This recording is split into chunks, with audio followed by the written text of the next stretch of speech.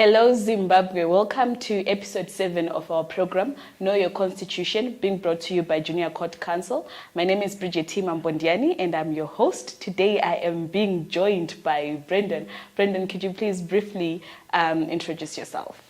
Thank you very much for the opportunity. Well, I'll just briefly introduce myself as you stated. My name is Brendan Mlochwa, all the way from Matebelelen South. And I'm very happy to be here. Thank you so much. Welcome to Harare. So I understand today we are going to be having a discussion on Section 20 of the Constitution, which deals with young people, the youth. So as a young person, how would you interpret Section 20 of the Constitution? Well, as a young individual, or would I say as a youth myself, the Constitution stipulates, let's start with defining what a youth is. It stipulates that one who is a youth is between the ages of 15 years to 35. So it also stipulates that these individuals are supposed to get assistance or protection by the government and for them. Okay, interesting. There you have it, the definition of what a young person is. And it's very interesting because of late in Zimbabwe, we have had talks about, other young people who are outside of that age range. But anyways, moving on. So what exactly are we being given by the Constitution under Section 20 as young people? Well, very much interesting. There's a lot that the section of the Constitution stipulates about, for example, the rights that we have as young people, or would I say as youths. We have the right to proper education, we have the right to shelter, we have the right to be protected against abuse, against negative things like cultural practices by society, whether political or any of those things. Then the other right that we have, which is, I can say, not being properly handled, is the right to politics in terms of having a say in what happens within the country or what happens to us. Interesting. I would then ask you, so you have highlighted that you feel like under Section 20, we are being given that right to political involvement, and you have said you feel like it's not being properly handled. Could you please elaborate on that? Okay. I'll just give an example. For you to be an MP, the Constitution stipulates that you have to be at least 21 years and above. But then how many MPs in Zimbabwe are within that range? Most MPs are about 40 years, 50 years, 60 years. It's always given to the elders. So I would say that why do we have that certain right while it is not being properly handled or practiced? But looking at the 2023 election, wouldn't you rather say that there is at least some noticeable progress when it comes to the participation of young people in politics, particularly in taking the positions of, councillors, members of parliament? Wouldn't you say that we are pushing towards, youth representation and youth inclusion? Yes, that is very much true. Thanks to the government, this year's elections were a little bit fair compared to the previous ones. But I still stand on that youths are being given small positions like councillors, youths, councillors, right? Chieftaincies, village heads and stuff like that. But then what about that seat that I spoke about? It's still not being given. And that's not the only thing. Let's say, for example, there are programs financially which are supposed to be supporting us as youths. Like, for example, the initiative with Empower Bank. We are told that we're supposed to be able to go there and ask for funding to start up entrepreneurship or businesses. But then those funds, you find that you get hassles for them to be actually released. So take note of that. Okay, interesting. So all in all, in your opinion, what you'd rather be saying is we have the Constitution providing for certain things that we as young people should be given, but you feel rather we are not really being given that. Yes. You can put it in that way because it's not only with regards to finances. There is the right to education, there is the right to health facilities. Here in Zimbabwe, we're facing a very huge crisis, not only with youths, but with the general public. You would find, for example, last week what happened. We've got a friend of ours back there at home. She's asthmatic. So she had an asthma attack. We took her to Meds 24, so somewhere down the line in Manresa, was it Mavuku? So when we got there, she was having the attack and she could die at any time. And guess what they said? They were like, okay, you have to pay something like 260 US dollars for us to even attend to that person. If you do not have that funds, then go to Pararinyeto. And then we had to drive all the way at night, around 11 p.m. to get there. And that is only when we arrived there we got assistance. Okay, that's very sad that some of the things that are happening beyond even, us as young people, even the general populace is suffering. I understand that the Section 20 of the Constitution also provides for other stuff such as that as youth we should have, employment, access to recreational facilities. Could you give us your comments on that? Thank you very much. You just took the cake off my mouth. I was going to get onto that one. In terms of employment, it's a very delicate matter because we've got a high rate of unemployment for youths or young people. This, I think, I don't want to be offensive in any way, but I think the reason to this is because we have our respectable elders who are still clinging on to certain positions which they do not want to reach retirement. Maybe they fear that they are not going to get retirement funds and things like those, basing also with the inflation that is hitting the country. So when the unemployment rates go high, so it also gives birth to crime rates. For example, we young people, we end up indulging on drugs, marijuana, and other acts which are unholy or unethical. Okay, interesting. But if I may ask, whilst we are on the employment issue, does the problem really lie on the elderly gatekeepers of employment, or generally in Zimbabwe we do not have employment? Or is it to say there are certain things that we as the young people are also supposed to do so that we ensure that that right is afforded to us? Yes, that is very much correct. It's not entirely on the elderly gatekeepers, but it also lies with us as youths. Some of us are very lazy. We're very intelligent, but we're very lazy at the same time. There are many things that one could do, like engage on broiler project, piggery, poultry, cattle ranching. All of these you can engage on, and they really do have a market here in Zimbabwe.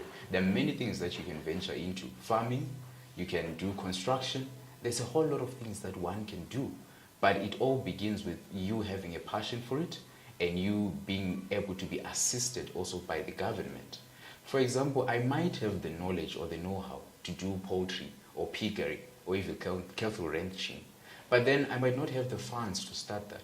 And when I approach the banks, they'll tell me that I need a guarantor and I need collateral.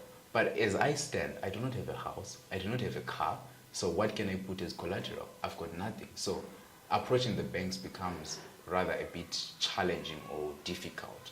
So maybe if we can get some fundings or donations which are available for young people so that they can actually start up their own businesses, and you'll see that the economy is going to flourish.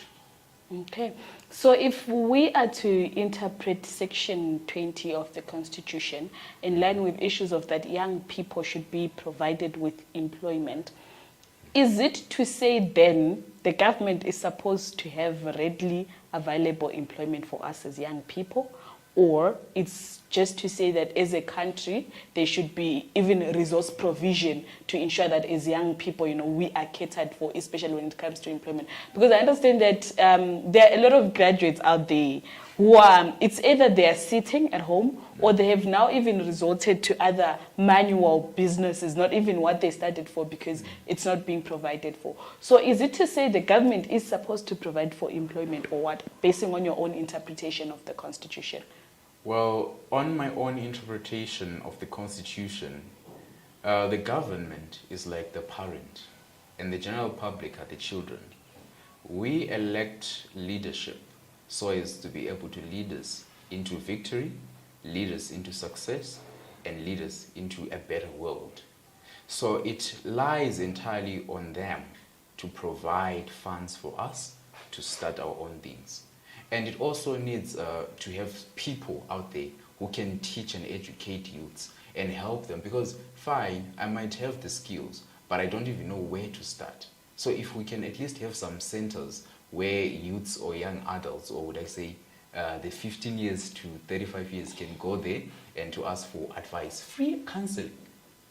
Okay, whilst you're on the same note, there have been talks around, the construction of vocational training centers around Zimbabwe, so as to cater for what you say. Would you say that project is a success so far? Well, I can put it under 50-50. Being from Plumtree Town, there is that facility which is there, but if you go there, you find that it's like a ghost place, honestly speaking. You find that there isn't anyone there, because in as much as you're telling me about this, not so many people know about it. And it's all lies with if you know something, you go for it. But if you are ignorant or you do not know it, you cannot go for something that you do not know. So it needs to get to the know-how of people. Also, you're saying that we could do more in terms of raising awareness of, we have put in place these services for you. Please use them. I would also want to go back. Initially, you mentioned that Section 20 also provide for that as young people, we should be afforded education. Now, I'm going to come back and ask you again the question.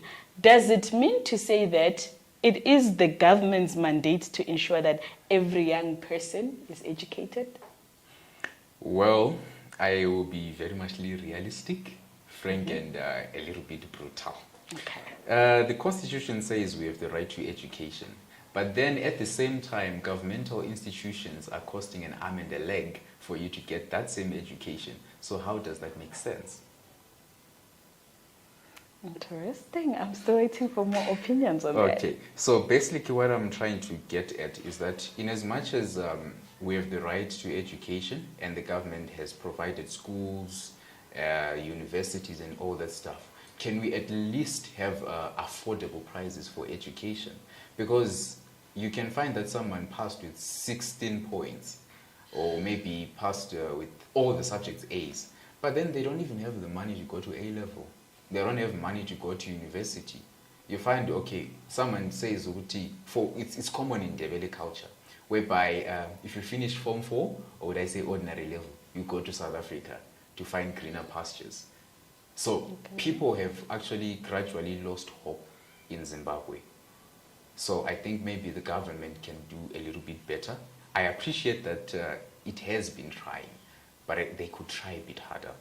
Okay, so as we are rounding up, I want your own opinion basing on the things that we are afforded by the Constitution under Section 20. Would you then say that we are being afforded that right? And if we are, like, to what extent? And if we are not, to what extent? Okay, so to a lesser extent, we are afforded those rights.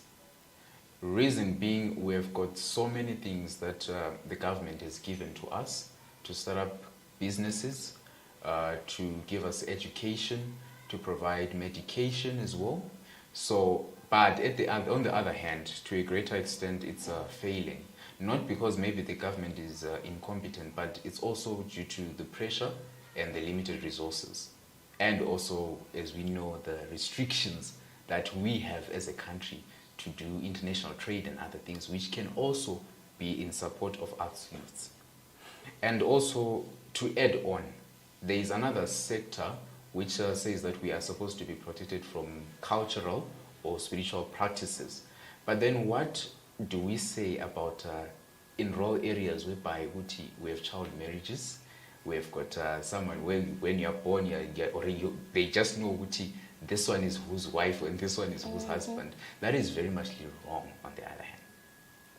Okay, I definitely agree with you that, there is that provision for we should be protected from, cultures, practices and stuff like that. And of late with the rise in crime rates in Zimbabwe, which cannot be divorced from the economy as well, we Yes. have noticed a lot of problems, a lot of things that are happening, which should not be happening with all being said. So you earlier on touched on the issue of at times it's because young people are not aware. So would you say that young people are aware of the provisions of Section 20? And also, what would be the benefits if a young person is, enlightened on those provisions so that they know that they're entitled to know you're supposed to have a recreational services, ground repora, where you stay, you're supposed to have employment. What benefit is it to a young person who knows that? Okay, so I think it is very much going to be beneficial if the young people know what they are actually supposed to be given.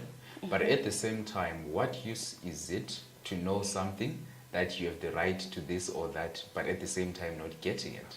I'm not disputing anything, but I'm just giving out a point.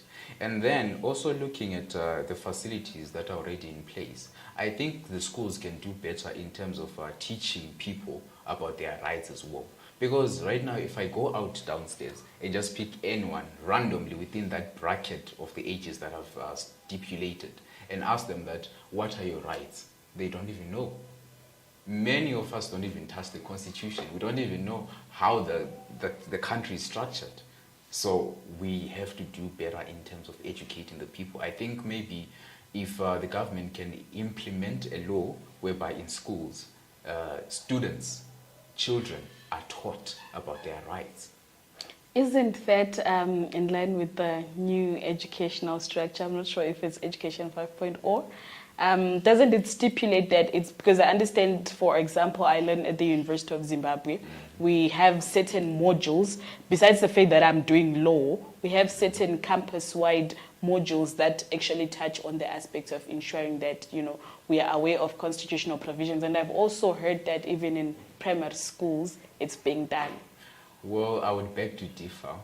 Okay. It's only done in universities and colleges, and especially when there's a module in alignment with that one. Because now check, in primary or high school, you wouldn't find any teacher talking about, okay, here's the Constitution, let's read this, or let's study this, or let's analyze it.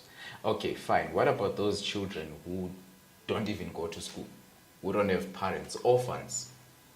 How will they know their rights? But I feel like that's another story altogether, because basing on the constitutional provisions, I mean, every child ought to be afforded basic education. So the fact that they're not in school is also another whole topic for another day. But anyway, what would be your closing remarks, Brenda? Well, I've got 5 pointers. Okay. Pointer number 1, can we kindly have the funds to start our own businesses? Pointer number 2, can we have at least affordable health services within Zimbabwe? Point number 3, can we be assisted such that these cultural people or religious people do not infringe themselves on us as youths? Point number 4, within the educational structures, can we raise awareness of our rights and where we can actually practice them and where to go when we're in need of those services? And then the last remark is, thank you very much. Okay, there you have it, Zimbabwe. 5 pointers from a young person in line with Section 20 of the Constitution, which we're looking at, which is the Constitution that has got provisions for the youth, and the youth being people who are between the age ranges of 15 to 35. This is it from us. Thank you.